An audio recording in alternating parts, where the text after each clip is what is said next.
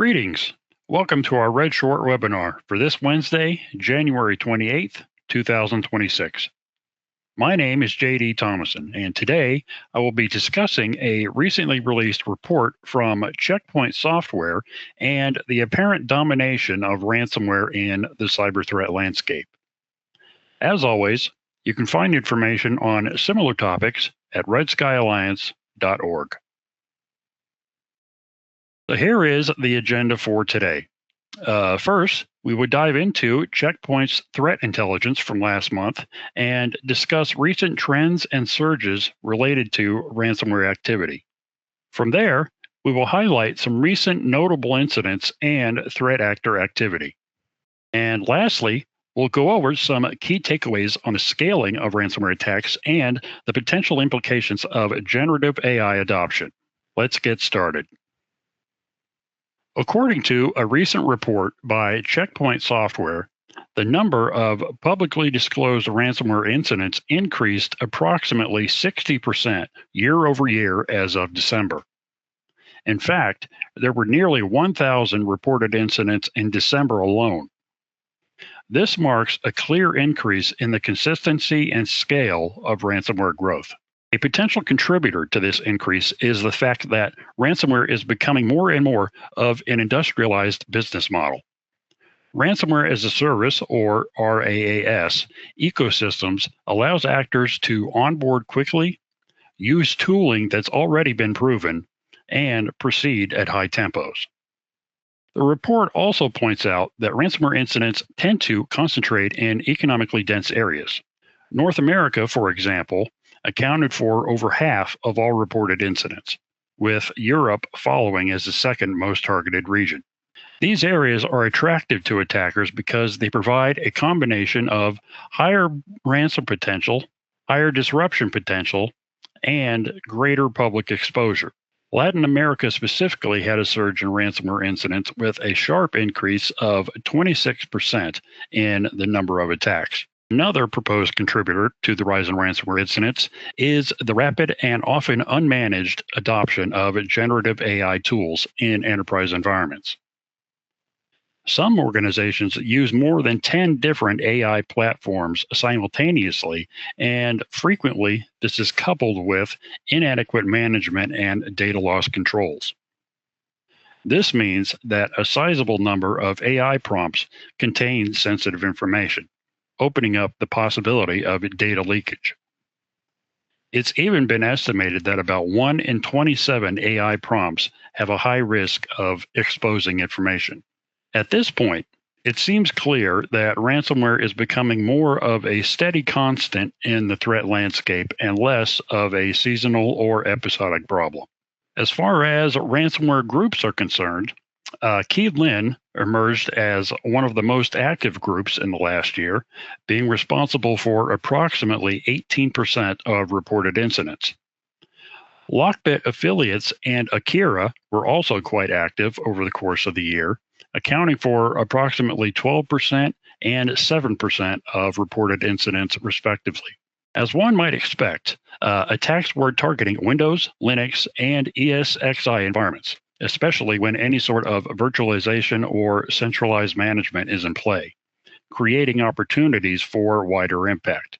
And what's more, lately it seems that simply encrypting data is not seen as sufficient leverage anymore for ransom, and double extortion tactics have become more widely used. In terms of targets, the education sector experienced the highest volume of attacks, followed by government entities and nonprofits. This makes sense because these sectors are made up of large numbers of users with potentially more limited resources, particularly when security or infrastructure is concerned. We see this with the recent attack against the JBS Mental Health Authority, where the Medusa ransomware group claimed to have stolen over 160 gigabytes of client and operational data, or with the recent attack against the city of St. Paul, Minnesota, which prompted National Guard activation and the effective shutdown of a city's resources in order to reach containment.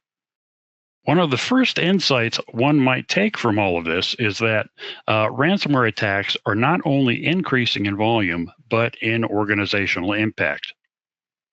With this in mind, it could be wise moving forward with more focus on implementing preventative measures more than reactive measures. The sophistication of attacks is also increasing, which we see with the recently discovered malware framework called VoidLink, which is said to have been developed by a single person with AI assistance. These kinds of developments heighten the importance of layered security controls, like identity and access management, network segmentation, behavior based detection, etc. These insights also lead one to believe that the role of AI in potential risk exposure is quite significant. While these AI tools do offer productivity benefits, they might also be creating blind spots in enterprise environments, especially if they aren't adhering to adequate data governance, logging, or security control standards. Appropriately enough, the human element is also critical to keep in mind. Social engineering, credential theft, and the misuse of trusted brands are often used for initial access and exploitation in ransomware attacks. And now, to wrap things up. First, we talked about the monumental 60% year over year increase in the number of ransomware attacks highlighted by Checkpoint Software. With nearly 1,000 reported incidents in December alone, it's now clear that ransomware will be a persistent threat in the cyber landscape, especially with the ransomware as a service model being an established norm. We also highlighted how the rapid adoption of generative AI can also lead to a rapid descent into leaking sensitive information. Then we discussed the most active ransomware groups over the last year, which were Keylin, Lockbit Affiliates, and Akira. Ransomware attacks are being targeted heavily towards organizations in education, government, and nonprofit sectors, potentially because these organizations offer large numbers of users and less in the way of security resources. And lastly, we went over a few things to keep in mind concerning ransomware in 2026 and beyond. Given that ransomware attacks are increasing in both volume and impact, it will be important to consider preventative measures and not just reactive ones. Then, given the rapid adoption of AI technologies, it will be important to ensure that they are adhering to sufficient data control and security standards. Also, it will be critical to always remember the human element, since it is so often the first barrier an attack has to overcome. And that's it for today.